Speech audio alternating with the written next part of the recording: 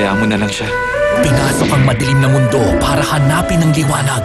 Tandaan niyo, yung mamahalin lang ang kukunin. Uy, biyakap ang bingit ng kamatayan. Matiyak lang ang kaligtasan. Hayaan na lang natin gawin niya ito. Sige silang lahat. Lahat ng tuwag may iwan dito. Ay, sana! Si Jackie Chan bilang si Steelhead. Tahakin ang mundo ng mga Yakuza sa Shinjuku Incident. Mamaya, bago ang face-to-face sa Super Cine 5 ng TV5.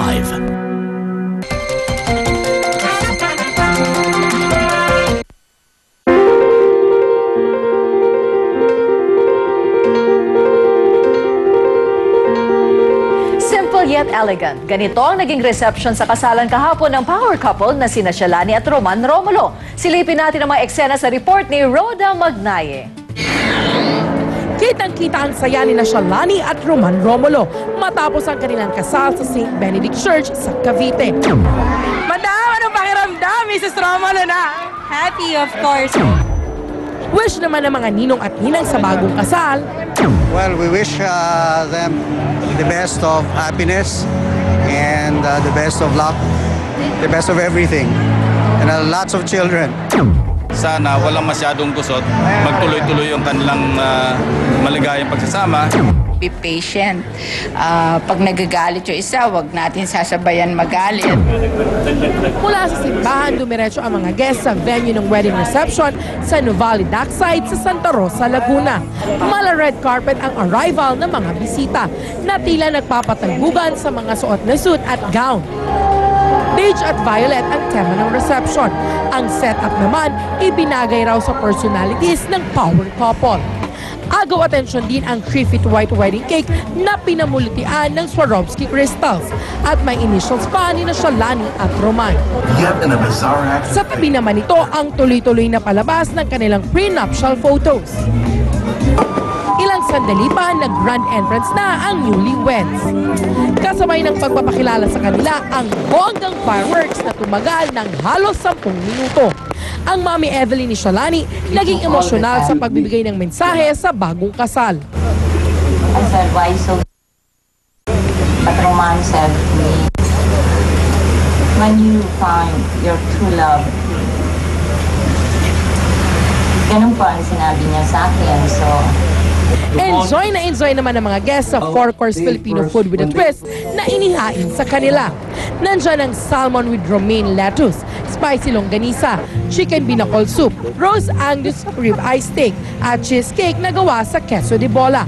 Mas lalo pang pinasarap ang kainan sa pagtugtog ng banda. Sa kasarapan naman ng kainan, humirit ang guest ng kiss mula sa couple. Na agad nilang pinagbigyan, not once, but twice.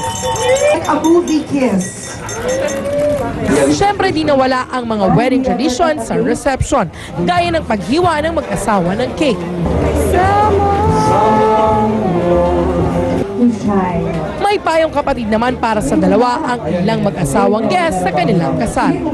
Suporta. Katulad ng kita mo naman yung suporta ng may bahay ko sa akin at yung pagmamahalan natin, everlasting. Walang kupas.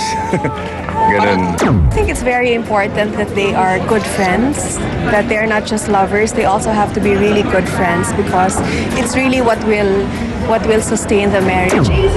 Pero ngayon, ano kaya ang plano ng bagong Mr. and Mrs. Roman Romulo? We don't want to plan things like that. If we will be blessed right away, of course, we would welcome it. Yes. Rhoda Magnaye, News 5.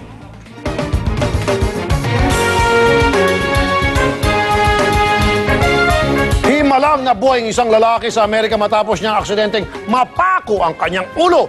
May ginagawa raw siya project na ginagamitan ng nail gun nang tumansik ito sa kanyang kamay at sumalpok sa kanyang ulo. Dumugo raw ang sugat pero saka lang siya isinugod sa ospital na makaramdam na ng hilo ang lalaki. Dito na nila nalaman na may higit 3 pulgadang pako na palang nakabaon sa kanyang ulo. Hindi naman daw ito tumusok sa utak kaya ligtas ang lalaki. Pero isa sa ilalim siya sa brain surgery.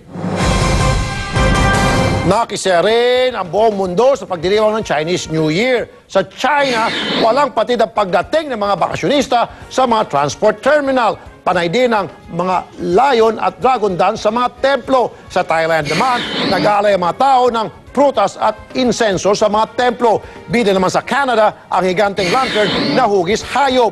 Ito raw yung mga hayop na swerte ngayong Year of the Water Dragon.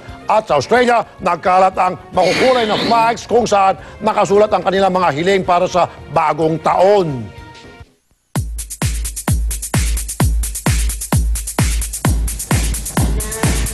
Nasa bansa na ang Hollywood actor na si Edward Norton.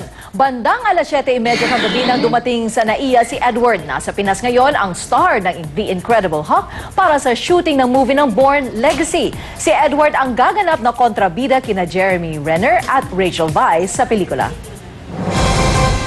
Dinumog naman ng diehard fans ang concert ng Hollywood pop diva na si Katy Perry sa Mall of Asia kagabi. Nasa 25,000 ang nanood ng pangalawang concert ni Katy sa bansa. Nakisaya rin ang ilang personalities gaya ni Senador Alan Peter Cayetano, Derek Ramsey at Angelica Panganiban. Spotted din si Casey Concepcion na naka-costume pang ala Katy Perry. Ang kanyang date walang iba kundi ang mga kapatid niya sa kanyang Daddy Gabby. Kahit mahigit 2 oras na late ang singer, di naman nabigo ang fans nang sumampol na siya ng kanyang hits gaya ng Teenage Dream at Last Friday Night. Very excited. Parang kami yung magsho-show.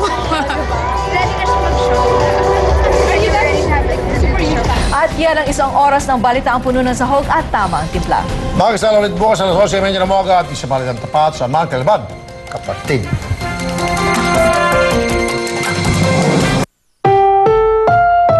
Ang susunod na programa ay rated PG. Patnubay at gabay ng magulang ay kailangan sa mga batang manonood.